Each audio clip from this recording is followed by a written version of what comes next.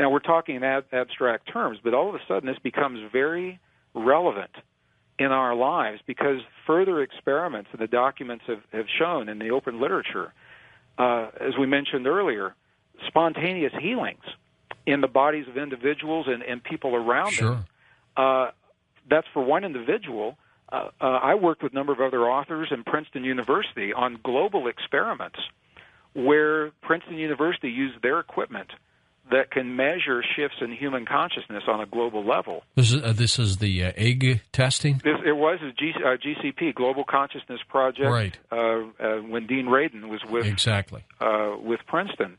And what we did was we organized hundreds of thousands of people to feel the feeling of peace in a window of time. And Dean called the people we were working with. He said, "Hey, what are you guys doing? There's a blip on the screen with his random generators." Yes, right? and all we had done through the World Wide Web was we had taught people to feel these feelings of coherent emotions of peace. They weren't asking for peace or hoping that peace occurs or saying, "Dear God, please let there be peace." They were feeling the feelings as if the peace were already there, and this is what was showing up on the graphs at Princeton. And in major population centers around the world, statistically, what happened was that crimes against people declined during the time hundreds of thousands of people were doing this. Emergency hospital room visits declined, and it happened on this day in the cities where the stock market was, like in Chicago. The market actually soared during the window of time that this happened, and then all those statistics reversed. That's amazing. When people stopped. Well, George, this was all based on experiments that were done back in the early 1980s during the Israeli-Lebanese War, when practitioners were trained in techniques of TM during that time, transcendental meditation.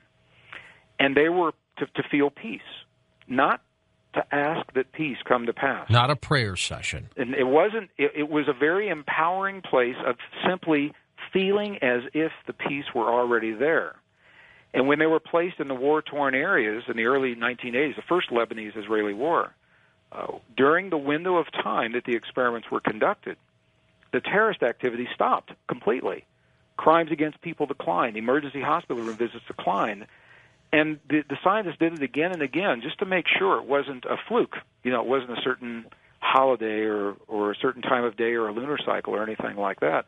And they published the results in a magazine. It was called the Journal of Conflict Resolution, December of 1988. And it was from these kinds of results that the other studies began.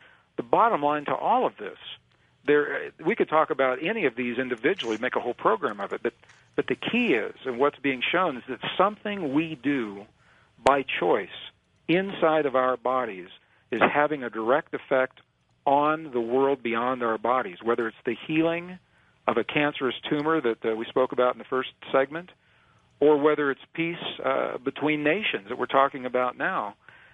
Is it because is it because it's affecting other people, or does it truly have some kind of an effect on an event? Well, probably both are happening, and the Princeton studies, great scientists, wonderful people to work with, and I have tremendous respect for them, and I want to honor their work. They were the first to say, we don't know exactly why this works the way it works. The sense is, the suspicion is, that a few people focused who have learned to hone this language, they will transcend many people who are chaotically having this experience but don't know that they're doing it. In other words, people just going about their lives and don't really know what it is that's happening in the Middle East, for example, and a relatively few number of people who have honed the heart-based emotion of peace. And peace is what was experienced while they were doing that. And what it tells us statistically, George, the formula that was put together based on these studies tells us that relatively few people can have a profound effect on the world around them, on their communities, and even between nations. When we have learned to feel these feelings, not think them in our minds, and not ask that they be granted to us. We all do that from time to time, and that's a form of prayer, and it's good. It works, and this is a different way of looking at the world, suggesting that we're part of everything we see rather than separate from. And because we're part of all that we see, we're part of the solution as if we choose. So is it safe to say we know it works, we just don't know how it works? I think that's a good thing to say now.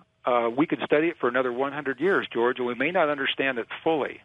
But I believe we do understand it well enough that we can apply what we do know to help us become better people and create a better world in a world where we're facing unprecedented challenges in recorded human history, and where many people feel that if we're not at the brink, we're close to a brink of making choices that cannot be reversed and will forever change life as we know it in a way that we don't want to make those changes. Whether we're talking about a third global war, we're talking about nuclear proliferation, we're talking about powerful viruses on the planet that medicine doesn't know what to do with. As different as those things all seem, all of them are linked through this field, this divine matrix, and we now know that we are empowered as individuals and collectively when we learn the language. First, it's just becoming aware of how this field works. Secondly, it's learning to speak to this field in a way that is meaningful and responsible in our lives. So the fact that everything's connected, George, I know it's nothing new. We've heard it so long for many people, it almost doesn't mean anything because they haven't been able to use this connection in their lives. This work now is showing us not only are we connected, but this field provides the container and the bridge between our inner and outer worlds and the mirror in the world around us for what it is that we choose to create in our hearts. And the irony is that to have collective results, we've got to learn to work together. How does evil fit into this, Gregg? Well, that's a really good question. It might be too big to address before we go to the top of the hour, but what scientists now believe, what the evidence shows, and what 5,000-year-old texts tell us is that this field appears to be neutral, an unbiased field. In other words, it doesn't know about our judgments of right and wrong and good and evil. It simply reflects what it is that we give it to work with, on the one hand. On the other hand, and this is, I think, the answer to the question you're asking, George, what the studies have shown, what scientists found, is that whatever someone wants to place into that field, they will experience in their bodies first before it ever goes anywhere in that field. So for those who are choosing to use this field for peace, love, compassion, understanding, their bodies, those are life-affirming emotions. And their bodies, that's the signal that sends the information to their brain that floods their bodies with life-affirming chemistry, and that life is what's perpetuated through the field. Anger, hate, jealousy, rage, those are life-denying emotions. And whoever it is that is attempting to send those kinds of energies in this field, they'll experience them in their bodies. Their heart will send that anger, hate, or rage to their brain,